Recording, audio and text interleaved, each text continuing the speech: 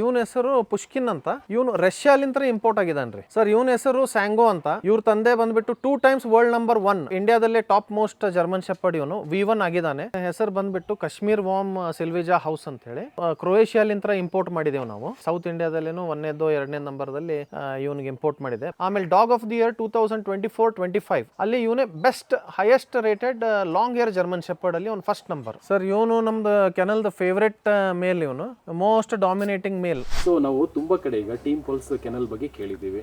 So ನಿಮ್ದು IT business ಒಂದ್ ಕಡೆ, ಇನ್ನೊಂದ್ ಕಡೆ ಬಂದು ಮ್ಯಾಂಗೋ ಫಾರ್ಮ್ ಎಲ್ಲ ಇದೆ, ಫಾರ್ಮಿಂಗು ಎಲ್ಲ ಇದೆ. ಇದ್ರ ಮಧ್ಯೆ ನಿಮ್ಮ ಇಂಟ್ರೊಡಕ್ಷನ್ ಸ್ವಲ್ಪ ಹೇಳ್ಬೋದಾ ಅಂತ. ಹೌದು, ಫಸ್ಟ್ ಆಫ್ ಆಲ್ ನೀವು ಇಲ್ಲಿ ಬಂದಿರೋದಕ್ಕೆ ತುಂಬ ಥ್ಯಾಂಕ್ಸ್. ಆಮೇಲೆ ನೀವು ನಮ್ಮದು ಜರ್ನಿ ಬಗ್ಗೆ ಕೇಳ್ತಾ ಇದ್ದೀರಾ. ನಮ್ಮದು ಸಾಫ್ಟ್ವೇರ್ ಡೆವಲಪ್ಮೆಂಟ್ ಬಿಸ್ನೆಸ್ ಬಿಟ್ಟು ಮ್ಯಾಂಗೋ ಪ್ಲ್ಯಾಂಟೇಷನ್ನು, ಮ್ಯಾಂಗೋ ಫಾರ್ಮಿಂಗ್ ಮಾಡ್ತಾಯಿದ್ವಿ. ಅಟ್ ದ ಸೇಮ್ ಟೈಮ್ ನಾವು ಚಿಕ್ಕಂದಿದ್ದಾಗಿಂತನೂ ನಂಗೆ ಜರ್ಮನ್ ಶೆಪರ್ಡ್ದು ತುಂಬ ಇಂಟ್ರೆಸ್ಟ್ ಇತ್ತು, ಸಾಕಬೇಕಂತ. ಸೊ ಇದೇ ಸಾಕು ಅಂತ ನಾನೇನು ವಿಚಾರ ಮಾಡಿದೆ, ನಾನು ಬ್ರೀಡರ್ಸ್ ಹತ್ರ ಪಪ್ಪಿ ತೊಗೊಳ್ಬೇಕು ಅದು ಇದು ವಿಚಾರ ಮಾಡಿದಾಗ ಅದು ನನಗೇನು ಕ್ವಾಲಿಟಿ ಬೇಕಾಗಿತ್ತು ಆ ಕ್ವಾಲಿಟಿ ನನಗೆ ಸಿಗ್ತಾ ಇರಲಿಲ್ಲ. ಸೊ ಆವಾಗ ನನಗೆ ವಿಚಾರ ಬಂತು, ನಾನೇ ಯಾಕೆ ನನ್ನ ಬ್ರೀಡ್ ಮಾಡಿ ನನಗೆ ಸ್ಯಾಟಿಸ್ಫೈ ಮಾಡ್ಕೊಳ್ಳೋಕ್ಕೆ ನಾನು ಬ್ರೀಡ್ ಮಾಡ್ತಾ ಇರೋದು. ಸೊ ಇದು ನನಗೇನು ಬೇಕಂತಾರೆ ಬೆಸ್ಟ್ ಕ್ವಾಲಿಟಿ ಬೇಕು. ಇದು ಶೋ ಅಲ್ಲೇನೂ ವಿನ್ ಆಗಬೇಕು, ಆಮೇಲೆ ನೋಡ್ಲಿಕ್ಕೂ ಚೆನ್ನಾಗಿರ್ಬೇಕು, ಗಾರ್ಡಿಂಗು ವರ್ಕಿಂಗ್ ಎಬಿಲಿಟೀಸ್ ಎಲ್ಲ ಇರಬೇಕು. ಸೊ ಈ ಥರ ಬ್ರೀಡ್ ನಾನು ಎವ್ರಿ ಟೈಮ್ ನಾ ಬ್ರೀಡ್ ಮಾಡಿದಾಗೂ ಇದು ನನ್ನ ತಲೆಯಲ್ಲಿ ಒಂದು ಸ್ಟೆಪ್ ಮೇಲೆ ಹೋಗ್ಲಿಕ್ಕೆ ಪ್ರಯತ್ನ ಪಡ್ತೇನೆ. ಸೊ ನಾ ಬ್ರೀಡಿಗೆ ಈ ಥರ ಕಾಂಟ್ರಿಬ್ಯೂಟ್ ಮಾಡೋಕ್ಕೆ ಟ್ರೈ ಮಾಡ್ತಾ ಇದ್ದೇನೆ ರೀ. ಸೊ ನಾರ್ಮಲ್ ಆಗಿ ಈಗ IT ಬ್ಯಾಕ್ಗ್ರೌಂಡ್ ಒಂದು, ಆಮೇಲೆ ಮ್ಯಾಂಗೋ ಫಾರ್ಮಿಂಗ್ ಮಾಡೋಕ್ಕೆ ಪ್ಲಾನ್ ಮಾಡಿದ್ರ ಸರ್ ಆ್ಯಕ್ಚುಲಿ ಇಲ್ಲಿ ಫಸ್ಟ್? ಹಾಂ, ಇದು ನಮ್ಮದು ಫಾರ್ಮ್ ಇತ್ತು. ಆಮೇಲೆ ನಾವು ಮ್ಯಾಂಗೋ ಪ್ಲ್ಯಾಂಟೇಷನ್ ಸ್ಟಾರ್ಟ್ ಮಾಡಿದ್ವಿ. ಆ ಮ್ಯಾಂಗೋ ಪ್ಲ್ಯಾಂಟೇಷನ್ ಮಾಡಿ ಭಾಳ ವರ್ಷ ಆದಿಂದ ನಾವು ಇದು ಒಂದಿಷ್ಟು 1-2-3 ಡಾಗ್ ಅಷ್ಟೇ ತೊಗೊಂಡು ಸ್ಟಾರ್ಟ್ ಮಾಡಿರೋದು ನಾವು. 1-2 ಡಾಗು 3 ಡಾಗು ಫಸ್ಟ್ ಈ ತೋಟ ಕಾಯ್ಲಿಕ್ಕೆ ನಾವು ಫಸ್ಟ್ ತೊಗೊಂಡಿರೋದು. ನಮಗೋಸ್ಕರನೇ ನಮ್ಮ ಫಾರ್ಮ್ ಹೌಸು ನಮಗೆ ಇಲ್ಲಿ ತೋಟ ಕಾಯ್ಲಿಕ್ಕೆ 1-2-3 ಜರ್ಮನ್ ಶೆಪರ್ಡ್ ತೊಗೊಂಡು ಸಾಕಿದ್ವಿ. ಅಟ್ ದ ಸೇಮ್ ಟೈಮ್ ಅದನ್ನು ನಾನು ತೊಗೊಂಡಿರೋದು ಫಸ್ಟ್ ಫೀಮೇಲ್ಸ್ನೇ. ಯಾಕಂದ್ರೆ ನನ್ನ ತಲೆಯಲ್ಲಿ ಯಾವಾಗ್ಲೂ ಇತ್ತು ಮದರ್ ಚೆನ್ನಾಗಿದ್ರೇ ನಮಗೆ ಬ್ರೀಡಿಂಗಲ್ಲಿ ಪಪ್ಪೀಸ್ ಚೆನ್ನಾಗೇ ಬರ್ತಾವಂತ. ಸೊ ಅದರಿಂದನೇ ನಮ್ಮ ಕೆನಲ್ ಸ್ವಲ್ಪ ಇಂಪ್ರೂವ್ ಆಗ್ತಾ ಹೋಯ್ತು. ಫಸ್ಟ್ ನೀವು ಒಂದು ನಾಯಿ ಮರಿನೂ ತಗೊಂಡಿದ್ರಿ. ಸೊ ಅದಾದ ಕೆನಲ್ ಮಾಡಬೇಕು ಅಂತ ಐಡಿಯಾ ಬಂದಿದ್ದು ಯಾಕೆ ಸರ್ ಜನರಲ್ ಆಗಿ? ಅದು ಎದಕ್ಕೆ ಅಂತಂದ್ರೆ ಈಗ ನಾನು ಶೋಸ್ಗೆಲ್ಲ ಪಾರ್ಟಿಸಿಪೇಟ್ ಮಾಡ್ತಾ ಇದ್ದೆ ಅವಾಗ ನಮ್ಮ ಪಪ್ಪೀಸ್ ತೊಗೊಂಡ್ಬಿಟ್ಟು. ನಿಮ್ಮ ಓನ್ ಸ್ಟಾರ್ಟಿಂಗ್ ತಗೊಂಡು ಪಪ್ಪೀಸ್ದು ತೊಗೊಂಡು ಅಡಲ್ಟ್ ಫೀಮೇಲ್ಸು ತೊಗೊಂಡಿದ್ದೆ. ಸೊ ಅದನ್ನು ತೊಗೊಂಡು ನಾನು ಶೋ ಅಲ್ಲಿ ಪಾರ್ಟಿಸಿಪೇಟ್ ಮಾಡ್ತಾ ಇದ್ದೆ. ಸೊ ಅದು ನನ್ನ ಕ್ರೇಜ್ ಸ್ವಲ್ಪ ಜಾಸ್ತಿ ಆಗ್ತಾ ಹೋಯ್ತು. ಅದು ಅಲ್ಲಿ ವಿನ್ನಿಂಗ್ ಮಾಡಿದಾಗ ನನಗೆ ಇನ್ನೊಂದು ಸ್ವಲ್ಪ ಲೈಕ್ ಆಗ್ತಾ ಇತ್ತು. ಇನ್ನೂ ಸ್ವಲ್ಪ ಬೆಟರ್ ಮಾಡಬೇಕು, ನನ್ನದೇ ಬ್ರೀಡಿಂಗ್ ಮಾಡಿ ನಾನು ಶೋ ಅಲ್ಲಿ ವಿನ್ ಆಗಬೇಕು. ಇಷ್ಟೊಂದು ಜನ ಇಂಪೋರ್ಟ್ ತರ್ತಾರೆ, ಆ ಇಂಪೋರ್ಟ್ ಡಾಗ್ಸಿಗೆ ನನ್ನ ಮನೇಲಿ ಹುಟ್ಟಿರುವಂಥ ಡಾಗ್ಸ್ ತೊಗೊಂಡೋಗಿ ನಾನು ಚಾಲೆಂಜ್ ಮಾಡಿ ಗೆಲ್ಲಬೇಕು ಅಲ್ಲಿ. ಸೊ ಇದು ನಂದು ಒಂದು ಇಂಟೆನ್ಷನ್. ಬಟ್ ಮೇನ್ ಫೋಕಸ್ ಏನಂತಂದರೆ ನನಗೆ ಹೆಂಗೆ ಪ್ರಾಬ್ಲಮ್ ಆಯಿತು, ನನಗೇನು ಒಳ್ಳೆ ಡಾಗ್ಸು ಪಪ್ಪೀಸು ಇನಿಷಿಯಲಿ ಸಿಗಲಿಲ್ಲ. ಆ ಥರ ನಾನು ಏನು ಮಾಡ್ತಾಯಿದ್ದೆ, ನನ್ನ ಕಡೆ ಇರೋದು ನನ್ನ ಫ್ರೆಂಡ್ಸಿಗೆ, ರಿಲೇಟಿವ್ಸು, ಫ್ರೆಂಡ್ಸಿಗೆ ನನ್ನ ಬ್ರೀಡಿಂಗ್ ಡಾಗ್ಸು ಕೊಡ್ತಾ ಇರ್ತೀನಿ. ಸೊ ಅವ್ರ ಫಾರ್ಮು, ಅವ್ರ ಮನೆಗೂ ಗಾರ್ಡಿಂಗು ಪ್ರೊಟೆಕ್ಷನ್ಗೆ ಎಷ್ಟೋ ಹೆಲ್ಪ್ ಆಗ್ತಾಯಿದೆ. ಸೊ ಈ ಪ್ರೈಸಸ್ ಏನಿದೆ ಇವೆಲ್ಲ ನೀವು ವಿನ್ ಮಾಡಿರೋದು ನಿಮ್ಮ ಇದರಿಂದ? ಹೌದೌದು, ಇವು ನಮ್ಮ ಡಾಗ್ಸನ್ನೇ ಪಾರ್ಟಿಸಿಪೇಟ್ ಮಾಡಿ ಗೆದ್ದಿರೋದು ರೀ. ಈಗ ಡಾಗ್ ಬ್ರೀಡಲ್ಲಿ ಬೇರೆ ಬೇರೆ ವಿಧಗಳಿದ್ದಾವೆ, ಬೇರೆ ಬೇರೆ ಬ್ರೀಡಿಂಗ್ ಎಲ್ಲ ಇದೆ. ನೀವು ಜರ್ಮನ್ ಶೆಪರ್ಡ್ನೇ ಯಾಕೆ ಚೂಸ್ ಮಾಡಿದ್ದು ಸರ್? ಸರ್ ನಮ್ಮದು ಜರ್ಮನ್ ಶೆಪರ್ಡ್ ಎದಕ್ಕಂತಂದರೆ ಫಸ್ಟ್ ಮೇನ್ ರೀಸನ್ ಅಂದರೆ ನಮ್ಮ ಮನೆಯಲ್ಲಿ ಮೊದಲಿನ ಥರ ಇರೋದೇ ಜರ್ಮನ್ ಶೆಪರ್ಡು. ಆಮೇಲೆ ಮಿಕ್ಕಿದ ಬ್ರೀಡೂ ನಮ್ಮ ಹತ್ರ ಇದ್ದು, ಮುದೋಳ ಇತ್ತು, ರಾಟ್ ವೈಲರ್ ಇತ್ತು, ಡೋಬರ್ಮ್ಯಾನ್ನು ಸಾಕಿದ್ದೆ ನಾನು. ಆದರೆ ನನಗೆ ಈಗ ನನ್ನ ಮನೆಯಲ್ಲಿ ಈಗ ಸದ್ಯ ಇರೋದನ್ನು ಈಸ್ ಲೈಕ್ 8 years old ಲ್ಯಾಬ್ರಡಾರು ನನ್ನ ಮನೆಯಲ್ಲಿ ಇದೆ ಈಗ ಸದ್ಯ. ಆದರೆ ಜರ್ಮನ್ ಶೆಪರ್ಡ್ನ ಬ್ರೀಡ್ ಮಾಡೋ ಉದ್ದೇಶ ಏನಂದರೆ ನನಗೆ ಅನ್ಸಿದ ಮಟ್ಟಿಗೆ, ನನ್ನ ಒಪಿನಿಯನ್ ಪ್ರಕಾರ ಇದು ಒಂದು ಕಂಪ್ಲೀಟ್ ಡಾಗ್. ಈಗ ಫಾರ್ ಎಕ್ಸಾಂಪಲ್ ಲ್ಯಾಬ್ರಡಾರ್ ಅಂತಿದೆ. ಲ್ಯಾಬ್ರಡಾರ್ ಏನು ಮಾಡುತ್ತೆ, ಬರೀ ಪ್ರೀತಿ ಮಾಡುತ್ತೆ. ಅದು ನಿಮ್ಗೆ ಈಗರ್ ಟು ಪ್ಲೀಸ್, ಭಾಳ ಲವಿಂಗ್ ಇರುತ್ತೆ, ನಿಮ್ಗೆ ಎಲ್ಲರಿಗೂ ಅಷ್ಟೇ ಪ್ರೀತಿ ಮಾಡುತ್ತೆ. ಆದರೆ ಗಾರ್ಡಿಂಗ್ ಅಂತ ಬಂದಾಗ ಅದೊಂಚೂರು ಎಲ್ಲೋ ಸ್ವಲ್ಪ ಹಿಂದೆ ಹೋಗ್ಬಿಡುತ್ತೆ, ಅಷ್ಟು ಪ್ರೊಟೆಕ್ಟ್ ಮಾಡೋ ಕೆಪಾಸಿಟಿ ಅದರಲ್ಲಿ ಇರೋದಿಲ್ಲ. ಸೊ ಸೇಮ್ ವಿತ್ ರಾಟ್ ವೈಲರ್ ಏನಂದರೆ ಎಕ್ದಮ್ ಸ್ಟ್ರಿಕ್ಟ್ ಡಾಗ್, ಅದು ಸ್ಟರ್ಡಿ ಡಾಗು. ಮನೆಯಲ್ಲಿ ಲೇಡೀಸ್ ಆಗಲಿ ನನ್ನ ಮಕ್ಕಳಾಗಲಿ ಅದನ್ನು ಹಿಡ್ಕೊಂಡು 60 kg ಬಾಡಿ ವೇಟ್ ತೊಗೊಂಡು ರೋಡಲ್ಲಿ ಹೋಗಲಿಕ್ಕೆ ಇಂಪಾಸಿಬಲ್. ಅದು ಎಳೀತಂದರೆ ಬಿದ್ದು ಬಿಡ್ತಾರೆ. ಸೊ ಜರ್ಮನ್ ಶೆಪರ್ಡ್ ಅಂದರೆ ಏನು, it is very intelligent dog. ಇದು ನಿಮಗೆ ಲ್ಯಾಬ್ರಡಾರ್ ಥರ ಪ್ರೀತಿನೂ ಮಾಡುತ್ತೆ ಎಲ್ಲ ಫ್ಯಾಮಿಲಿ ಮೆಂಬರ್ಸಿಗೆ. ಅಟ್ ದಿ ಸೇಮ್ ಟೈಮ್ ನಿಮಗೆ ಗಾರ್ಡ್ ಆ್ಯಂಡ್ ಪ್ರೊಟೆಕ್ಟೂ ಮಾಡುತ್ತೆ, ನಿಮ್ಮ ಪ್ರಾಪರ್ಟಿ ಟೆರಿಟರಿನೂ ಮಾಡುತ್ತೆ. ಒಂದು ಸಣ್ಣ ಸರಿ ಅದಕ್ಕೇನೋ ಒಂದು ನೀವು ಕಲಿಸಿದ್ರಿ ಅಂದರೆ ಮಾತು ಜಲ್ದಿ ತಿಳ್ಕೊಳುತ್ತೆ. ಆಮೇಲೆ ಅದಕ್ಕೆ ಕಂಟ್ರೋಲ್ ಮಾಡೋದು ನಿಮ್ಮ ಬರೀ ವಾಯ್ಸ್ ಕಮಾಂಡಲ್ಲೇ ಕಂಟ್ರೋಲ್ ಮಾಡ್ಬೋದು ಸರ್. ಇವನ ಹೆಸರು ಬಂದುಬಿಟ್ಟು ಕಾಶ್ಮೀರ್ ವಾಮ್ ಸಿಲ್ವಿಜಾ ಹೌಸ್ ಅಂಥೇಳಿ. ಇವನು ಕ್ರೊಯೇಷಿಯಾಲಿಂದ ಇಂಪೋರ್ಟ್ ಮಾಡಿದ್ದೇವೆ ನಾವು. ಇವನು ಫಸ್ಟ್ ಬ್ಲ್ಯಾಕ್ ಜರ್ಮನ್ ಶೆಪರ್ಡ್ ಇಲ್ಲಿ ನಮ್ಮ ಕೆನಲಲ್ಲಿ. ಆಮೇಲೆ ಸೌತ್ ಇಂಡಿಯಾದಲ್ಲೇನು 1ನೇದು 2ನೇ ನಂಬರ್ದಲ್ಲಿ ಇವನಿಗೆ ಇಂಪೋರ್ಟ್ ಮಾಡಿದೆ ಬ್ಲ್ಯಾಕ್ ಜರ್ಮನ್ ಶೆಪರ್ಡ್. ಆದರೆ ಇವನೇ ಫಸ್ಟ್ ಯುರೋಪ್ಲಿಂದ ಬಂದಿರುವಂಥದ್ದು ಜರ್ಮನ್ ಶೆಪರ್ಡ್. ಇವನ್ನ ಇಂಪೋರ್ಟ್ ಮಾಡಿರೋದು ಎದಕ್ಕೆ ರೀಸನ್ ಅಂತಂದರೆ ಇವ್ರ ತಂದೆ world number 2. World number 2. So ಅವನ ಹೆಸರು ಬಂದುಬಿಟ್ಟು ಮಾರ್ಸೆಲೋ ವಾಮ್ ಟೀಮ್ ಲೆಜೆಂಡ್ಸ್ ಅಂತ ಇವ್ರ ತಂದೆ ಹೆಸರು. ಆ ಬ್ಲಡ್ ಲೈನ್ ನಮ್ಮ ಹತ್ರ ಇರಲಿಲ್ಲ, ಸೊ ಅದಕ್ಕೆ ತೊಗೊಂಡು ಬಂದ್ವಿ. ಇವನು ಕಾಶ್ಮೀರ್ ಏನಿದ್ದಾನೆ, ಇವನು ಕ್ರೊಯೇಷಿಯಾದಲ್ಲೇ ಜೂನಿಯರ್ ಚಾಂಪಿಯನ್ಶಿಪ್ ಕಂಪ್ಲೀಟ್ ಮಾಡಿದ್ದ. ಆಮೇಲೆ ಇಂಡಿಯಾಗೆ ಬಂದುಬಿಟ್ಟು ಇಂಡಿಯನ್ ಚಾಂಪಿಯನ್ಶಿಪ್ ಟೈಟಲ್ ಎಲ್ಲ ಕಂಪ್ಲೀಟ್ ಮಾಡಿದ್ದಾನೆ. ಆಮೇಲೆ SG1 ಟೈಟಲ್ ಎಲ್ಲ ಫಾರಿನ್ ಜಡ್ಜಸ್ ಅಂಡರ್ ಎಲ್ಲ ಕಂಪ್ಲೀಟ್ ಮಾಡಿದ್ದಾನೆ ಸರ್ ಇವನು. ಈಗ ನಮಗೆ ಇವನು ನಮ್ಮ ಕೆನಲ್ದಲ್ಲಿ ಅಗದಿ ಬೆಸ್ಟ್ ಮೇಲ್ ಡಾಗ್ ಇವನು. ಜರ್ಮನ್ ಶೆಪರ್ಡ್ ಅಲ್ಲಿ ಈ ಕಲರ್ ವಿಶೇಷತೆ ಏನಿದೆ ಸರ್? ಇದು German shepherd black German shepherd ಇತ್ತು ಮೊದಲಿಂತ್ರನೂ. ಇದು ಜೆನೆಟಿಕ್ ಒಂದು ಈಗ ಲಾಂಗ್ ಹೇರ್ ಜರ್ಮನ್ ಶೆಪರ್ಡ್ ಅಂತೇಳಿ ಹೆಂಗೆ ರಿಸೆಸಿವ್ ಜೀನ್ ಇರುತ್ತೆ, ಹಂಗಿದು ಬ್ಲ್ಯಾಕ್ ಜರ್ಮನ್ ಶೆಪರ್ಡೂ ಒಂದು ರಿಸೆಸಿವ್ ಜೀನನ್ನೇ, ಜೆನೆಟಿಕ್ ಅದು. ಸೊ ಈಗ ಇದರದ್ದು ಡಿಮಾಂಡ್ ಜಾಸ್ತಿ ಆಗಿದೆ ರೀಸೆಂಟ್ ಇಯರ್ಸ್ದಲ್ಲಿ. ಒಂದು 3-4 ವರ್ಷದಿಂದ ಸಿಕ್ಕಾಪಟ್ಟೆ ಡಿಮಾಂಡ್ ಆಗಿದೆ. ಲಾಂಗ್ ಹೇರ್ ಜರ್ಮನ್ ಶೆಪರ್ಡಲ್ಲಿ ಬ್ಲ್ಯಾಕ್ ಕಲರ್ ಅಂದರೆ ಹೈ ಡಿಮಾಂಡ್. ಸೊ ಹೀಗಾಗಿ ನಾವು ನಮ್ಮ ಕೆನಲ್ದಲ್ಲಿನೂ ಒಂದು ಬ್ಲ್ಯಾಕ್ ಜರ್ಮನ್ ಶೆಪರ್ಡ್ ಬೇಕಿತ್ತು ನಮಗೆ. ಅಂದರೆ ಜೆನೆಟಿಕ್ಸ್ ಸ್ವಲ್ಪ ಡಿಫ್ರೆಂಟ್ ಇರುತ್ತೆ ಅಂತ. ಆಮೇಲೆ ನೋಡ್ಲಿಕ್ಕೂ ಚೆನ್ನಾಗಿರ್ತಾವೆ ಎಲ್ಲ ಪರ್ಫೆಕ್ಟ್. ಜರ್ಮನ್ ಶೆಪರ್ಡ್ ಏನು ನಾರ್ಮಲ್ ಜರ್ಮನ್ ಶೆಪರ್ಡ್ ಏನು ಮಾಡುತ್ತೆ, ಎಲ್ಲ ವರ್ಕಿಂಗ್ ಕ್ವಾಲಿಟೀಸ್ ಎಬಿಲಿಟೀಸ್ ಎಲ್ಲ ಇವನ ಹತ್ರ ಇದೆ, ಬ್ಲ್ಯಾಕ್ ಶೆಪರ್ಡಲ್ಲಿ ಇದೆ. ಇದು ಎಲ್ಲೆಲ್ಲ ಶೋ ಭಾಗವಹಿಸಿದೆ ಕ್ರೊಯೇಷಿಯಾದಲ್ಲೇನೂ ಜೂನಿಯರ್ ಚಾಂಪಿಯನ್ಶಿಪ್ ಮುಗಿಸಿದ್ದಾನೆ. ಇಂಡಿಯಾದಲ್ಲೇನೂ ಚಾಂಪಿಯನ್ಶಿಪ್ ಕಂಪ್ಲೀಟ್ ಮಾಡಿದ್ದಾನೆ. ಮಂಗಳೂರಲ್ಲಿ ಫಾರಿನ್ ಜಡ್ಜ್ ಬಂದಿದ್ದರು, ಆವಾಗ SG1 ಅಂತ ಫಸ್ಟ್ ಪೊಸಿಷನ್ ಅವನು ಏಜ್ ಗ್ರೂಪಲ್ಲಿ ತೊಗೊಂಡಿದ್ದಾನೆ ರೀ ಅವನು. ಆಮೇಲೆ ಡಾಗ್ ಆಫ್ ದಿ ಇಯರ್ 2024-25 ಅಲ್ಲಿ ಇವನೇ best highest rated long hair German ಶೆಪರ್ಡಲ್ಲಿ ಅವ್ನು ಫಸ್ಟ್ ನಂಬರ್. ಈಗ ಶೋಗೆಲ್ಲ ಹೋದಾಗ ಇದ್ರ ಅಭಿಮಾನಿಗಳಾಗಿರ್ಬೋದು ಅಥವಾ ಇದ್ರ ಕ್ರೇಜ್ ಹೇಗಿರುತ್ತೆ ಸರ್ ಶೋ ಅಲ್ಲಿ? ಸಿಕ್ಕಾಪಟ್ಟೆ ಜನ ಇವನ್ ಫೋಟೋ ವಿಡಿಯೋ ಮಾಡ್ಕೊತಾ ಇರ್ತಾರೆ. ಆಮೇಲೆ ಜನಕ್ಕೆ ಬ್ಲ್ಯಾಕ್ ಜರ್ಮನ್ ಶೆಪರ್ಡ್ ಅಂದರೆ ಈಗ ತುಂಬ ಕ್ರೇಜ್ ಆಗಿದೆ ಸರ್. ಈಗ ನೀವು ಇದನ್ನ ಸಾಕಾಣಿಕೆ ಮಾಡ್ತಿದ್ದೀರಾ, ನೆಕ್ಸ್ಟ್ ಉದ್ದೇಶ ಏನು ಇಟ್ಕೊಂಡಿದ್ದೀರಾ? ಏನು ನಿಮ್ಮ ಪ್ಲಾನ್ ಇದೆ ನೆಕ್ಸ್ಟ್ ಇವನಿಂತ್ರ ಏನಿಲ್ಲ, ಇವೊಂದು ಜೀನ್ಸ್ ನಮಗೆ ಸಿಕ್ಕು ಅಂತಂದರೆ ನಮ್ಮ ಫೀಮೇಲ್ ನಮ್ಮ ಹತ್ರ ಆಲ್ರೆಡಿ ಇದ್ದಾವೆ. ಅದನ್ನು ತೊಗೊಂಡ್ಬಿಟ್ಟು ನಾವು ಬ್ರೀಡಿಂಗ್ ಮಾಡಿಬಿಟ್ಟು ನೆಕ್ಸ್ಟ್ ಇನ್ನೂ ಬೆಟರ್ ನಮಗೆ ಇದನ್ನು ಬ್ರೀಡ್ ಮಾಡಲಿಕ್ಕೆ ನಾವು ಟ್ರೈ ಮಾಡ್ತಾ ಇದ್ದೇವೆ ಸರ್.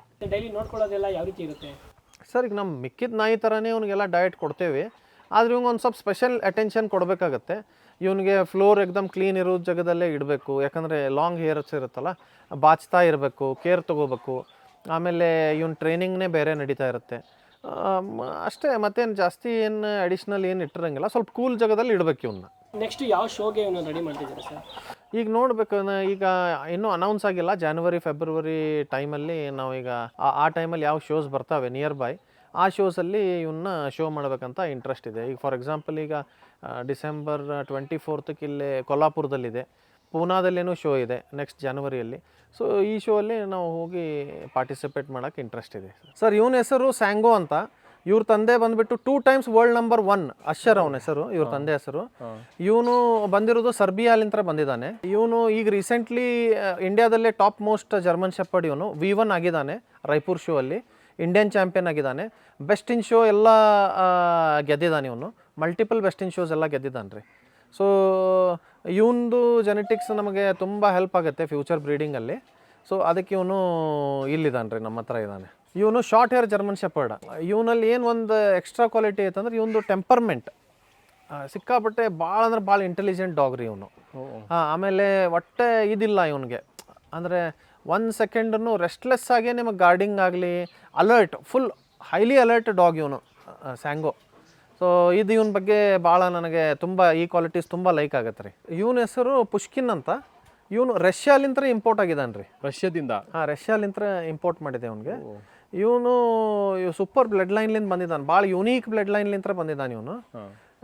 ಇವನು ಈಗ ಕರೆಂಟ್ V1 ಆಗಿದ್ದಾನೆ, ಅಂದರೆ ಕರೆಂಟ್ ಚಾಂಪಿಯನ್ಶಿಪ್ ಕಂಪ್ಲೀಟ್ ಮಾಡಿಬಿಟ್ಟು V1 ಅಂತಂದರೆ ಹೈಯೆಸ್ಟ್ ಟೈಟಲ್ ಅದು ಇಂಡಿಯಾದಲ್ಲಿ, ಅದನ್ನು ಮುಗಿಸಿದ್ದಾನೆ ಈಗ ರೀಸೆಂಟಾಗಿ. ಆಮೇಲೆ ಸಿಕ್ಕಾಪಟ್ಟೆ ಮಲ್ಟಿಪಲ್ BOBs ಎಲ್ಲ ಗೆದ್ದಿದ್ದಾನೆ ರೀ, best of the breed award ಎಲ್ಲ ಗೆದ್ದಿದ್ದಾನೆ. ಇಂಟರ್ನ್ಯಾಷನಲ್ ಶೋಸಲ್ಲಿ 2 ಚಾಲೆಂಜ್ ಸರ್ಟಿಫಿಕೇಟ್ ಕ್ಯಾಸಿಬ್ ಅಂತ ತೊಗೊಂಡಿದ್ದಾನೆ ರೀ ಇವನು. ಸರ್ ಇನ್ನೊಂದು ಮುಖ್ಯವಾದದ್ದು ಅಂತಂದರೆ ಪಪ್ಪಿ ಎಲ್ಲರೂ ಪರ್ಚೇಸ್ ಮಾಡ್ತಾರೆ. ಹೌದು. ಆದರೆ ಪಪ್ಪೀಸ್ ತೊಗೊಂಡ್ಬಿಟ್ಟಾದಿಂದ ಅದನ್ನು ಟ್ರೈನಿಂಗ್ ಮಾಡಲಿಲ್ಲ ಅಂತಂದರೆ ನಿಮಗೆ ತುಂಬ ಪ್ರಾಬ್ಲಮ್ ಆಗಿಬಿಡುತ್ತೆ ಯಾರಿಗೇ ಇರಲಿ. ಫಾರ್ ಎಕ್ಸಾಂಪಲ್ ಈಗ ಮನೆಯಲ್ಲಿ ನೀವೊಂದು ಪಪ್ಪಿ ತೊಗೊಂಡು ಸಾಕ್ತೀರ, ಅದು ವಿದಿನ್ ನೋ ಟೈಮ್ ಗ್ರೋ ಆಗಿಬಿಡುತ್ತೆ, 1 ಇಯರ್ 2 ಇಯರ್ ಆಗಿಬಿಡುತ್ತೆ. ಆದರೆ ಅದ್ರ ಭಾಷೆ ನಿಮಗೆ ತಿಳಿತಾ ಇಲ್ಲ, ನಿಮ್ಮ ಭಾಷೆ ಅದಕ್ಕೆ ತಿಳಿತಾ ಇಲ್ಲ. ಸೊ ಅದಕ್ಕೆ ಅದನ್ನು ಫಸ್ಟ್ ಮಾತು ಕಲಿಸೋದು, ಪಾಟಿ ಟ್ರೈನಿಂಗ್ ಮಾಡಿಸೋದು, ಇಂಥವೆಲ್ಲ ಬೇಸಿಕ್ ಒಬೀಡಿಯನ್ಸ್ ಆಗಲಿ, ಆಮೇಲೆ ಶೋ ಟ್ರೈನಿಂಗ್ ಆಗಲಿ ಮಾಡಿಸೋದ್ಲಿಂತ ಇದು ನಾಯಿ ನಮ್ಮ ಹತ್ರ ಒಂದು 10 ವರ್ಷ 15 ವರ್ಷ ಇಷ್ಟೆಲ್ಲ ನಮ್ಮ ಕಂಪ್ಯಾನಿಯನ್ ಆಗಿನೇ ನಮ್ಮ ಮನೆ ಮಗನಂಗನೇ ಇರುತ್ತೆ. ಸೊ ಅವಾಗೆಲ್ಲ ಬರೀ ಬಾಯಲ್ಲೇ ನೀವು ಕಂಟ್ರೋಲ್ ಮಾಡ್ಬೋದು ಟ್ರೈನಿಂಗ್ ಇತ್ತಂದರೆ. ಟ್ರೈನಿಂಗ್ ಇಲ್ಲ ಅಂತಂದರೆ ನೀವು ಹೇಳ್ತಾ ಇರೋದು ಅದಕ್ಕೆ ತಿಳಿಯಲ್ಲ, ಅದು ಹೇಳೋದು ನಿಮಗೆ ತಿಳಿಯಲ್ಲ. ಇದು ಒಂದನೇದು. ಎರಡನೇದು, ಈಗ ಫಾರ್ ಎಕ್ಸಾಂಪಲ್ ರೋಡಲ್ಲಿ ಹೋಗ್ತಾ ಇರ್ಬೇಕಾದ್ರೆ ನೀವು ನೋಡ್ತಿರ್ಬೋದು, ಒಂಥರ ಹಿಂಗೆ ಎಳೆದು ಒಂಥರ ಏನು ಕಂಟ್ರೋಲೇ ಇರಲ್ಲ ನಿಮ್ಮ ಡಾಗ್ ಮೇಲೆ ನಿಮಗೆ. ಅದು ಎದಕ್ಕಂತಂದರೆ ಲ್ಯಾಕ್ ಆಫ್ ಟ್ರೈನಿಂಗ್. ಈಗ ನಾವು ನಮ್ಮ ಚಿಕ್ಕ ಮಕ್ಕಳಿಗೆ ಹೆಂಗೆ ನಾವು ಸ್ಕೂಲಿಗೆ ಕಳಿಸಿ ಅವ್ರಿಗೆ ಎಜುಕೇಟ್ ಮಾಡಿಂದ ಅವ್ರ ಬಿಹೇವಿಯರ್ಸು ಮ್ಯಾನರ್ಸು ಎಲ್ಲ ಆಟೋಮೆಟಿಕ್ಲಿ ಬಿಲ್ಡ್ ಆಗುತ್ತೆ. ಅದೇ ಥರ ಡಾಗ್ಸಿಗೂ ಏನಿದೆ, ನೀವು ಟ್ರೈನಿಂಗ್ ಚಿಕ್ಕದಿದ್ದಾಗ ಒಂದು 2 ಮಂತ್ಸ್ 3 ಮಂತ್ಸ್ ಟ್ರೈನಿಂಗ್ ಕೊಟ್ಬಿಟ್ರೆ ಅದು ಲೈಫ್ ಟೈಮ್ ನಿಮ್ಗೆ ಈಸಿ ಆಗುತ್ತೆ. ನೋ ಅಂದರೆ ತಿಳಿದ್ಬಿಡುತ್ತೆ, ಸ್ಟೇ ಅಂದರೆ ನಿಂದಿರುತ್ತೆ. ಎಲ್ಲೋ ಗಾಡಿ ಬರ್ತಾ ಇದೆ, ಅದು ರೋಡ್ ಕ್ರಾಸ್ ಆಗೋ ಟೈಮಲ್ಲಿ ಯಾವುದೋ ಗಾಡಿ ಬರ್ತಾ ಇದೆ, ನೀವು ನೋ ಸ್ಟೇ ಅಂತ ಅಂದ್ಬಿಟ್ರೆ ಅಲ್ಲೇ ನಿಂತುಬಿಡುತ್ತೆ. ಸೊ ಹಿಂಗೆ ಒಬಿಡಿಯೆಂಟಾಗಿ ಮಾತು ಕೇಳ್ತಾವೆ, ಆ ಮನುಷ್ಯರ್ಗಿಂತನೂ ಜಾಸ್ತಿ ಚೆನ್ನಾಗಿ ಮಾತು ಕೇಳ್ತಾವೆ ಸರ್ ಅವು. So that is very important. ನಾವು ನಮ್ದು ಈಗ ನೋಡ್ರಿ ಇವನ್ನಾಗಲಿ ಎಲ್ಲ ಡಾಗ್ಸಿಗೂ ನಾವು ಟ್ರೈನಿಂಗ್ನೇ ಮಾಡ್ತಾವೆ ಇಲ್ಲಿ. ಅದು ಮುಖ್ಯವಾದದ್ದು, ಎವ್ರಿ ಡೇ ನಮ್ಮ ಪ್ರಾಸೆಸ್ ರೀ ಅದು ಟ್ರೈನಿಂಗ್ ಮಾಡೋದು. ಸರ್ ಇವನು ನಮ್ಮದು ಕೆನಲ್ದ ಫೇವ್ರೆಟ್ ಮೇಲ್, ಇವನು ಮೋಸ್ಟ್ ಡಾಮಿನೇಟಿಂಗ್ ಮೇಲ್. ಇವನು long hair black and tan male ರೀ ಇವನು. ಸೊ ಇವನು ಟಾಪ್ ಪ್ರೊಡ್ಯೂಸರ್ ನಮ್ಮ ಕೆನಲ್ದು. ಹೀಗಾಗಿ ನಾವು ಇವೊಂದು ಸಿಕ್ಕಾಪಟ್ಟೆ ಬ್ರೀಡಿಂಗ್ ಮಾಡಿದ್ದೀವಿ ಈಗ ಆಲ್ರೆಡಿ. ಎಲ್ಲ ತುಂಬ ಪ್ರಾಮಿಸಿಂಗ್ ಪಪ್ಪೀಸ್ ಎಲ್ಲ ಕೊಡ್ತಾನೆ ರೀ ಇವನು. ಇವನಿಂತ್ರ ನನಗೆ ಇವನಂದ್ರೆ ಈಗ ಆಲ್ಮೋಸ್ಟ್ ಇವನಿಗೆ 6 ಇಯರ್ಸ್ ಇದೆ. ನನಗೆ ತುಂಬ ಇಷ್ಟ ಈ ಮೇಲ್. ಈಗ 6 ವರ್ಷದ್ಲಿಂತ್ರನೂ ನಮಗೆ ತುಂಬ ಇದನ್ನು ಮಾಡ್ತಾ ಇದ್ದಾನೆ, ಹೆಲ್ಪ್ ಮಾಡ್ತಾ ಇದ್ದಾನೆ. ಸೊ ಈಗ ನಾರ್ಮಲ್ ಆಗಿ ಇಂಪೋರ್ಟೆಡ್ ಅಂತ ಇಂಪೋರ್ಟಿಂಗ್ ಮಾಡ್ಕೊತೀವಿ ಅಂತ ಹೇಳ್ತಾ ಇದ್ದೀರಾ. ಸೊ ನೀವು ಇಲ್ಲಿ ಇಂಡಿಯಾದಲ್ಲೇ ಬ್ಲಡ್ ಲೈನ್ ಡೆವಲಪ್ ಮಾಡ್ಬೋದಲ್ಲ, ಯಾಕೆ ಇಂಪೋರ್ಟ್ ಮಾಡ್ತೀರಾ ಸರ್? ಸರ್ ನಮ್ಮದು ಮೇನ್ ಇಂಪಾರ್ಟೆಂಟ್ ಅಂತಂದರೆ ಈಗ ನೋಡ್ರಿ, ನಾವಿರೋದು ಇಲ್ಲಿ ನಾರ್ತ್ ಕರ್ನಾಟಕ ಹುಬ್ಳಿ ಧಾರವಾಡದಲ್ಲಿ. ಹೌದು. ನಮಗೆ ಹೊಸ ಬ್ಲಡ್ ಲೈನ್ ಬೇಕಲ್ಲ. ಹೊಸ ಬ್ಲಡ್ ಲೈನ್ ಬೇಕಂತಂದರೆ ನಾವೆಲ್ಲೋ ಮೆಟ್ರೋ ಸಿಟೀಸ್ ಪೂನಾಗೋ ಮುಂಬೈಗೋ ಬೆಂಗಳೂರಿಗೋ ಹೋಗಿ ನಾವು ಒಂದು ಗಂಡು ನಾಯಿ, ಒಳ್ಳೆಯ ಗಂಡು ನಾಯಿ ನೋಡಿ ಪಂಜಾಬ್ ಮಠನೂ ಹೋಗಿ ಲಕ್ನೋ ಮಠನೂ ಹೋಗಿ ಮೀಟಿಂಗ್ ಮಾಡ್ಕೊಂಡು ಬಂದಿದ್ದೇವೆ ಹಿಂದಕ್ಕೆ. ಈಗೇನಾಗ್ತಾಯಿದೆ, ಹೋಗೋದು ಬರೋದು ಕಷ್ಟ. ನಮ್ಮ ಫೀಮೇಲ್ಸಿಗೇ ಒಂದು ಗಂಡು ನಾವು ತೊಗೊಂಡ್ಬಿಡೋಣ ಅಂಥೇಳಿ ಹೀಗಾಗಿ ನಾವು ಒಂದು ಡಿಫ್ರೆಂಟ್ ಬ್ಲಡ್ ಲೈನ್ ನಮ್ಮ ಕಡೆ ಇಲ್ಲದೇ ಇರೋ ಬ್ಲಡ್ ಲೈನ್ ತೊಗೊಂಡು ಬಂದ್ವಿ. ಸೊ ಹೀಗಾಗಿ ಆ ಬ್ಲಡ್ ಲೈನ್ ನಮಗೆ ಫುಲ್ಫಿಲ್ ಮಾಡೋದ್ರಿಂದ ಮತ್ತು ಇನ್ನೊಂದು ಅಡಿಷ್ನಲ್ ಬ್ಲಡ್ ಲೈನ್ ತೊಗೊಂಡಿದ್ದೇವೆ. ಯಾಕಂದರೆ ಎಲ್ಲಿ ಹೋಗಿ ಮೇಟ್ ಮಾಡ್ಕೊಂಡು ಬರೋದು, ಅವ್ರಿಗೂ ಸ್ಟಡ್ ಫೀಸ್ ಕೊಡಲೇಬೇಕು ನಾವು. ಆಮೇಲೆ ಹೋಗಿ ಬರೋದೂ ಖರ್ಚು, ರಿಸ್ಕ್ನೂ ಎಲ್ಲ ಇರುತ್ತೆ. ಆಮೇಲೆ ಎವ್ರಿ ಟೈಮ್ ಟ್ರಾವೆಲ್ ಮಾಡ್ತಾ ಇವ್ರ ಹತ್ರ ಹೋಗಿ ಕೇಳೋದು ಯಾಕೆ ಅಂಥೇಳಿ ನಾವೇ ಇಂಪೋರ್ಟ್ ಮಾಡಿ ಇಟ್ಕೊಂಡಿದ್ದೇವೆ ರೀ ಒಂದು ಸ್ವಲ್ಪ. ಸೊ ಈಗ ಮನೆಯಲ್ಲಿ ಸರ್ ಡಾಗು ನಮ್ಮ ಪಪ್ಪಿ ಎಷ್ಟು ಮುಖ್ಯ ಪಾತ್ರ ಇರುತ್ತೆ ಮತ್ತು ಅವಶ್ಯಕತೆ ಇದೆಯಾ ಇಲ್ವಾ ನಿಮ್ಮ ಪ್ರಕಾರ? ಸರ್ ಮೇನ್ ಪಪ್ಪಿ ಮತ್ತು ಡಾಗ್ ಅಂತಂದರೆ ಒಂದು ಫಸ್ಟ್ ಮೇನ್ ರೀಸನ್ ಅಂದರೆ ಇದು ಮನೆಯಲ್ಲಿ ಮಗು ಇದ್ದಂಗೆ, ನೀವು ಅಡಾಪ್ಟ್ ಮಾಡ್ಕೊಂಡಂಗೆ ಇದನ್ನು. ಇದು ನಿಮ್ಮ ಮನೆಯಲ್ಲಿದ್ದರೆ ನಿಮಗೊಂದು ಕಂಪ್ಯಾನಿಯನ್ ಇದ್ದಂಗೆ, ಒಂದು ಚಿಕ್ಕ ಮಗುನ ತೊಗೊಂಡಂಗೆ ನೀವು. ಹೌದು. ಸೊ ಈ ಚಿಕ್ಕ ಮಗು ದೊಡ್ಡದಾಗುತ್ತೆ, ನಿಮಗೆ ಗಾರ್ಡಿಂಗು ಇದನ್ನು ಎಲ್ಲ ಹೆಲ್ಪ್ ಮಾಡುತ್ತೆ ರೀ. ಅದು ಗಾರ್ಡಿಂಗ್ ಎಲ್ಲ ಪ್ರೊಟೆಕ್ಷನ್. ಈಗ ನೈಟ್ ವಾಚ್ಮೆನ್ ಇದ್ದಂಗೆ, ನಿಮ್ಮ ಮನೆ CCTV ಇದ್ದಂಗೆ. ಇನ್ನೊಂದು ಏನಂತಂದರೆ, ನೀವೀಗ ಒಂದೇನೋ ಮನೆ ಕಟ್ಟಿರ್ತೀರಿ, ನೀವು ಮನೆ ಎದುರುಗಡೆನೇ ನಾಯಿ ಇದಿತ್ತಂದರೆ ಯಾರ್ದು ಅವ್ರದ್ದು ಒಂದು ಕೆಟ್ಟ ಕಣ್ಣು, ಒಂದು ಜಲಸಿನೋ ಏನೋ ಒಂದು ಇರುತ್ತಲ್ಲ, ನಜರ್ ಅಂತಾರಲ್ಲ, ಅದು ಕಣ್ಣು ಮನೆ ಕಡೆ ಹೋಗೋಕ್ಕಿಂತ ಮೊದಲು ನಾಯಿನೇ ತೊಗೊಂಡ್ಬಿಡುತ್ತೆ ಅದನ್ನು. ಸೊ ಇದು ಬಾರ್ಕ್ ಮಾಡಿ ಅದ್ರ ಹತ್ರ ಅಟ್ರಾಕ್ಟ್ ಮಾಡಿಬಿಡುತ್ತೆ ಮೇನಾಗಿ. ಸೊ ಹೀಗಾಗಿ ನಾಯಿ ಇಟ್ಕೊಳ್ಳಿಂತ 1-2 ಬೆನಿಫಿಟ್ಸ್ ಇಲ್ಲ, ಭಾಳಷ್ಟು ಬೆನಿಫಿಟ್ಸ್ ಇದೆ. ಆಮೇಲೆ ಒಂದಿಷ್ಟು ಕೆಲವೊಂದು ಜನ ಏನು ಮಾಡ್ತಾರೆ, ಮನೆಯಲ್ಲಿ 1-2 ಫೀಮೇಲ್ ಡಾಗ್ಸ್ ಇಟ್ಕೊಂಡಿರ್ತಾರೆ, ಅದನ್ನು ಬ್ರೀಡೂ ಮಾಡ್ತಾರೆ. ಸೊ ಆ ಖರ್ಚಿಂತ ಅವ್ರದ್ದು ಮನೆ ರೆಂಟನೋ ಏನೋ ಫೀಸು ಏನೋ ಒಂದು ಅವ್ರಿಗೆ ಹೆಲ್ಪ್ ಆಗ್ತಾ ಇರುತ್ತೆ. ಸರ್ ಈಗ ಫೀಮೇಲ್ ಡಾಗ್ ಅಂತ ಹೇಳಿದರೆ, ಸೊ ನಾರ್ಮಲ್ ಆಗಿ ಮನೆಯಲ್ಲಿ ಫೀಮೇಲ್ ಡಾಗ ಅಥವಾ ಮೇಲ್ ಡಾಗ್ನ ಸಾಕಿದರೆ ಉಪಯೋಗ ಆಗುತ್ತೆ ಹೇಗೆ ಅಂತ? ಸರ್ ಮೇಲ್ ಡಾಗ್ ಎಲ್ಲರೂ ಸಾಕ್ತಾರೆ ಯೂಶ್ವಲಿ. ಒಂದು ಕಾನ್ಸೆಪ್ಟ್ ಏನು ಕ್ಲಿಯರ್ ಇಲ್ಲ ಜನಕ್ಕೆ ಅಂತಂದರೆ, ಫೀಮೇಲ್ ಹೀಟ್ ಬಂದುಬಿಡುತ್ತೆ, ತುಂಬ ನಾಯಿ ನಮ್ಮ ಮನೆ ಎದುರಿಗೆ ಬಂದು ಏನೋ ಅನ್ವಾಂಟೆಡ್ ಡಿಸ್ಟರ್ಬ್ ಮಾಡ್ತಾವೆ ಈ ಥರ ಎಲ್ಲ, ಅಥವಾ ಏನೋ ಒಂದು ಬ್ಲೀಡಿಂಗ್ ಆಗುತ್ತೆ, ಈ ಥರ ಎಲ್ಲ ಒಂದು ಇದನ್ನು ಇಟ್ಕೊಂಡಿರ್ತಾರೆ ತಲೆಯಲ್ಲಿ. ಸರ್ ಒಂದು ಫೀಮೇಲ್ ಡಾಗು 8 ಮಂತ್ಸಿಗೆ ಒಂದು ಸರಿ ಹೀಟಿಗೆ ಬರುತ್ತೆ, 6 ಮಂತ್ಸು 8 ಮಂತ್ಸಿಗೆ ಒಂದು ಸರಿ ಹೀಟಿಗೆ ಬರುತ್ತೆ. ಅದನ್ನು ಬೆನ್ನು ಹತ್ಕೊಂಡು ಬರೋದು ಗಂಡು ನಾಯಿ ಅವಾಗ ಒಮ್ಮೆ ಅದು in the matter of 3 to 4 days ಅದನ್ನು ಲಾಕ್ ಮಾಡಿ ಒಳಗೆ ಇಟ್ಬಿಟ್ರೆ ಆ ಫೀಮೇಲ್ ಡಾಗಿಗೆ, ಮುಂದೆ ಯಾವತ್ತೂ ಆ ಗಂಡು ನಾಯಿ ಹತ್ರ, ಯಾವುದೂ ಗಂಡು ನಾಯಿ ಹತ್ರ ನಿಮ್ಮದು ಫೀಮೇಲ್ ಡಾಗ್ ಹೋಗಲ್ಲ. ಆಮೇಲೆ ಫೀಮೇಲ್ ಏನಿರುತ್ತೆ ಒಂಥರ ತಾಯಿ ಥರ ಸ್ವಭಾವ, ಮನೆಯೇ ಪ್ರೊಟೆಕ್ಟ್ ಮಾಡ್ಕೊಂಡು ಮನೆಗೆ ಟೆರಿಟೋರಿಯಲ್ ಆಗಿ ಇರುತ್ತೆ. ಗಂಡು ಏನಾಗುತ್ತೆ ರೀ, ಯಾವುದೋ ಒಂದು ಹೆಣ್ಣು ಹೀಟಿಗೆ ಬಂತು, ಏನು ಬಂತು, ಅಥವಾ ಬೇರೆ ಯಾವುದೋ ಮೇಲ್ ಡಾಗ್ ಬಂತು, ಆ ಸಿಟ್ಟಲ್ಲಿ ಆ ಇದ್ರಾಗ ಇಂಟ್ರೆಸ್ಟಲ್ಲಿ ಮನೆ ಬಿಟ್ಟು ದೂರ ಹೊರಗೆ ಹೋಗ್ಬಿಡುತ್ತೆ. ಸೊ ಆ ಟೈಮಲ್ಲೇ ಆಕ್ಸಿಡೆಂಟ್ ಆಗೋ ಚಾನ್ಸಸ್ ಇರುತ್ತೆ, ಅಥವಾ ಯಾರೋ ಒಂದು ಎತ್ಕೊಂಡೇ ಹೋಗ್ಬಿಡ್ತಾರೆ ಡಾಗಿಗೆ, ಅಥವಾ ಎಲ್ಲೋ ಯಾವುದೋ ನಾಯಿ ಕಚ್ಚಾಕಿ ಬಿಡುತ್ತೆ ನಮ್ಮ ಇದಕ್ಕೆ. ಇಲ್ಲ ಅಂದರೆ ಮನೆ ದಾರಿಗೆ ಬರೋದು ಗೊತ್ತಾಗಲ್ಲ, ತಪ್ಪಿಸ್ಕೊಂಡು ಬಿಡ್ತಾವೆ ಮೇಲ್ ಡಾಗ್ಸ್. ಫೀಮೇಲ್ ಆ ಥರ ಇಲ್ಲ, ನಿಮ್ಮ ಮನೆ ಬಿಟ್ಟು ಎಲ್ಲೂ ಹೋಗಲ್ಲ, ನಿಮ್ಮ ಮನೆಯಲ್ಲೇ ಎಲ್ಲರಿಗೂ, ಮಕ್ಕಳು ಚಿಕ್ಕ ಮಕ್ಕಳಿರಲಿ ದೊಡ್ಡವ್ರಿರಲಿ ಎಲ್ಲರಿಗೂ ಸೇಮ್ ಥರನೇ ಪ್ರೀತಿ ಮಾಡುತ್ತಾ ಮನೆಯಲ್ಲೇ ಇರುತ್ತೆ ರೀ. ಸರ್ ಇದು ಫೀಮೇಲ್ ಡಾಗ್ಸ್ ಇಟ್ಕೊಂಡ್ರೆ ಇನ್ನೊಂದು ಆ್ಯಡೆಡ್ ಅಡ್ವಾಂಟೇಜ್ ಒಂದಿಷ್ಟು ಜನಕ್ಕೆ ಏನಿದೆ ಅಂದರೆ, ಮನೆಯಲ್ಲಿ ಏನೋ ಒಂದು ಸ್ವಲ್ಪ ಒಂದು ಅಡಿಷ್ನಲ್ ಸೋರ್ಸ್ ಆಫ್ ಇನ್ಕಮ್ ಅನ್ಕೋಬೋದು ನೀವು. ಪ್ರಾಬ್ಲಮ್ ಯಾರ್ದಾರು ಒಂದು ಸ್ವಲ್ಪ ಫೈನಾನ್ಷಿಯಲಿ ಪ್ರಾಬ್ಲಮ್ಮು, ದುಡ್ಡಿನ ಪ್ರಾಬ್ಲಮ್ ಏನೋ ಇರ್ತೈತಿ, ಈಗ ಭಾಳ ಜನ ಇರುತ್ತೆ, ಅವ್ರ ಮನೇಲಿ ಒಂದು ಫೀಮೇಲ್ ಡಾಗ್ ಇಟ್ಕೊತಾರೆ, ಯಾವುದೋ ಒಂದು ಮೇಲ್ ಹತ್ರ, ಒಳ್ಳೆ ಮೇಲ್ ಹತ್ರ ಹೋಗಿ ಮೀಟಿಂಗ್ ಎಲ್ಲ ಮಾಡ್ಕೊಂಡು ಬಂದು ಅದೇ ಮರಿ ಮಾರಿದ್ರೂ ಒಂದು ಇಡೀ ವರ್ಷದ ಅವ್ರದ್ದು ರೆಂಟ್, ಮನೆ ರೆಂಟು, ಎಲೆಕ್ಟ್ರಿಸಿಟಿ ಬಿಲ್ಲು, ಅಥವಾ ಅದ್ರ ಖರ್ಚು ತೆಗೆದು ಮತ್ತು ನಿಮಗೆ ಜಾಸ್ತಿನೇ ಕೊಡುತ್ತೆ ಹೊರತು ನಮಗೇನದು ಇದನ್ನು ಮಾಡಲ್ಲ, ನಮ್ಮ ಕೈಲಿಂದ ಏನು ಹಚ್ಚಿಗೆ ಹಾಕ್ಲಿಕ್ಕೆ ಕೊಡಲ್ಲ. ಸೊ ಇಷ್ಟಂತೂ ನಾನು ನಿಮಗೆ ಗ್ಯಾರಂಟಿ ಹೇಳ್ಬೋದು. ಸೊ ಈಗ ನಾಯಿ ನಮಗೆ ಪ್ರೀತಿ ಕೊಡೋದ್ರ ಜೊತೆ, ಸೆಕ್ಯೂರಿಟಿ ಕೊಡೋದ್ರ ಜೊತೆ ನಮಗೆ ಸಹಾಯನೂ ಮಾಡುತ್ತೆ ಆರ್ಥಿಕವಾಗಿ. ಹೌದು 100% ಸರ್, 100%. ಸರ್ ಈಗ ನಾವು ಮನೆಗೆ ಒಂದು ಜರ್ಮನ್ ಶಿಪರ್ಡ್ ಅಂತ ಒಂದು ಕಾಸ್ಟ್ಲಿಯೆಸ್ಟ್ ಪಪ್ಪಿಯನ್ನು ತೊಗೊಂಬರ್ತೀವಿ. ಸೊ ಅದನ್ನು ಮೇಂಟೈನ್ ಮಾಡೋದು, ಫುಡ್ಡು ಬೇರೆ ಬೇರೆ ಏನಾದರೂ ತುಂಬ ಕಾಸ್ಟ್ಲಿ ಆಗಿಬಿಡುತ್ತಾ ಹೇಗೆ? ಸರ್ ಕಾಸ್ಟ್ಲಿ ಅಂತೂ ಏನಿಲ್ಲ ರೀ, ಯಾಕಂದರೆ ನೀವು ನೋಡ್ತಾ ಇರ್ಬೋದು ಎಲ್ಲರ ಮನೆಯಲ್ಲೂ ನಾಯಿ ಸಾಕಿದ್ದಾರೆ. ದುಡ್ಡು ಇದ್ದವ್ರ ಮನೆಯಲ್ಲೂ ನಾಯಿ ಇದೆ, ದುಡ್ಡು ಇಲ್ದವ್ರ ಮನೆಯಲ್ಲೂ ನಾಯಿ ಇದೆ. ಸೊ ಸಾಕೋದಂತೂ ಸೇಮ್ನೇ, ಇದರಿಂದನೇ ನಿಮ್ಗೆ ಗೊತ್ತಾಗುತ್ತೆ, ಸಾಕೋದು ಎಲ್ಲರೂ ಸಾಕ್ತಾರೆ. ಅದ್ರ ಫುಡ್ ವಿಷಯ ಬಂದಾಗ ಅದಕ್ಕೇನು ನೀವು ಕಾಜು ಪನ್ನೀರ್ ಇದನ್ನೇ ಕೊಡ್ಬೇಕಂತ ಏನಿಲ್ಲ. ಅದಕ್ಕೆ ಜಾಸ್ತಿ ನೀವು ಕೊಡಬೇಕಾಗಿದ್ದು ಪ್ರೀತಿ, ಟೈಮ್.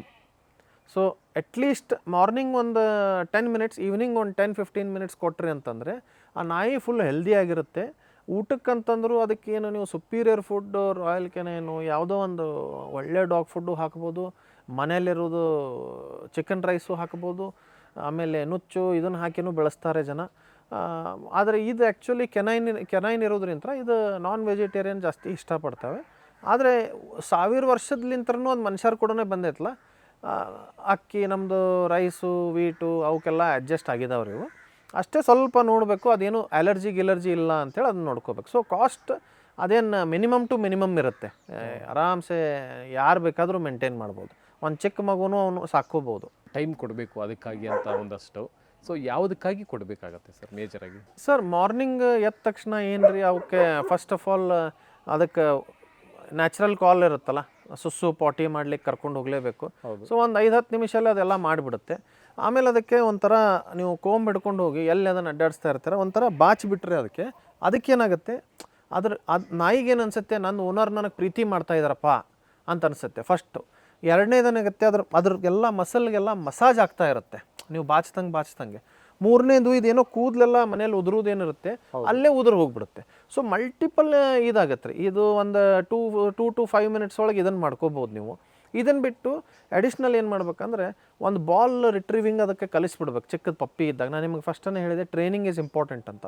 ಒಂದು ಬಾಲ್ ಕೂಡ ಅದನ್ನು ಅಟ್ಯಾಚ್ಮೆಂಟ್ ಮಾಡಿದರೆ ನೀವು ಇಲ್ಲೇ ಮಳೆಗಾಲ ಇರಲಿ ಬೇಸಿಗೆ ಇರಲಿ ಮಾರ್ನಿಂಗ್ ಒಂದು 3 minutes ಒಂದು 4 ಸರಿ ಆ ಸೈಡ್ ಎಸೆಯೋದು ಈ ಸೈಡ್ ಎಸೆಯೋದು ಬಾಲ್ ಮಾಡಿದರೆ ಅದು ಹೋಗಿ ತಂದು ಕೊಡ್ತಾ ಇರುತ್ತಲ್ಲ, ಬಾಡಿ ಎಕ್ಸಸೈಸು ಆಗಿಬಿಡುತ್ತೆ ಅದಕ್ಕೆ. ಸೊ ಮಾರ್ನಿಂಗ್ ಈವ್ನಿಂಗ್ ಈ ಥರ ನೀವು ಅದಕ್ಕೆ ಒಂದು ಸಲ ಕೋಂಬಾಗಲಿ, ಅದಕ್ಕೆ ಸುಸು ಪಾಟಿ ಮಾಡಿಸೋದಕ್ಕಾಗಲಿ, ಅಥವಾ ಬಾಲ್ ರಿಟ್ರೀವಿಂಗ್ ಮಾಡಿಸೋದಕ್ಕಾಗಲಿ, ಓಡಲಿಕ್ಕೆ ಏನೋ ಒಂದು ಅದಕ್ಕೆ ಪ್ರೀತಿ ಮಾಡಿದರೆ ಅದು ನಿಮಗೆ ತುಂಬ ಹೆಲ್ದಿಯಾಗಿ ಉಳಿಯುತ್ತೆ ರೀ ಡಾಗ್. ಅದಕ್ಕಷ್ಟೇ ಇದನ್ನು ಮಾಡ್ತಾ ಇರೋದು. ಸೊ ಈಗ ಅಪಾರ್ಟ್ಮೆಂಟು ಈ ಥರ ಇರುತ್ತೆ, ಇಂಡಿವಿಜುವಲ್ ಹೌಸಸ್ ಇರಲ್ಲ, ಅಲ್ಲೂ ಸಾಕೋಕ್ಕೆ ಈಸಿ ಇರುತ್ತಾ ನಾರ್ಮಲಾಗಿ? ಮತ್ತು ಹೆಲ್ತ್ ಇಶ್ಯೂಸ್ ಏನಾದರೂ ಬರುತ್ತಾ ನಾಯಿಗಳಿಂದ ಜನರಲ್ಲಾಗಿ? ಈಗ ಅಪಾರ್ಟ್ಮೆಂಟ್ ಇದ್ರೂ ನಾರ್ಮಲ್ ಮನೆಯಲ್ಲೇ ಇದ್ರೂ ಅದಕ್ಕೊಂದು 5-10 minutes ರಿಗೋರಸ್ ಎಕ್ಸಸೈಸ್ ಬೇಕು. ಯಾಕಂದರೆ ಇದು German shepherd is a working breed. So ಅದಕ್ಕೆ ಮೆಂಟಲ್ ಸ್ಟಿಮ್ಯುಲೇಷನ್ ಆಗಬೇಕಂತಂದ್ರೆ ಅದಕ್ಕೆ ಸ್ವಲ್ಪ ಕೆಲಸ ಬೇಕು. ಸೊ ಈಗ ನೀವು ಮಾರ್ನಿಂಗ್ ಒಂದ್ಸರಿ ಆಟ ಆಡಿಸ್ಕೊಂಡು ತಂದ್ರೆ, ಈವ್ನಿಂಗ್ ಒಂದ್ಸರಿ ತಂದ್ರೆ, ಅದು ಎವ್ರಿ ಡೇ ಅದರದ್ದು ಪ್ರೋಗ್ರಾಮ್ ಮಾಡ್ಕೊಂಡು ಬಿಡುತ್ತೆ ತಲೆಯಲ್ಲಿ. ಈ ಟೈಮಲ್ಲಿ ನನ್ನ ಬಾಸ್ ನನಗೆ ಹೊರಗಡೆ ಕರ್ಕೊಂಡೋಗಿ ನನಗೆ ಟೈಮ್ ಕೊಡ್ತಾರೆ, ಅದು ಗೊತ್ತಾಯ್ತು ಅಂತಂದರೆ ಅದಕ್ಕೆ ಇಡೀ ದಿನ ಏನೂ ಪ್ರಾಬ್ಲಮ್ ಮಾಡಲ್ಲ ಅದು.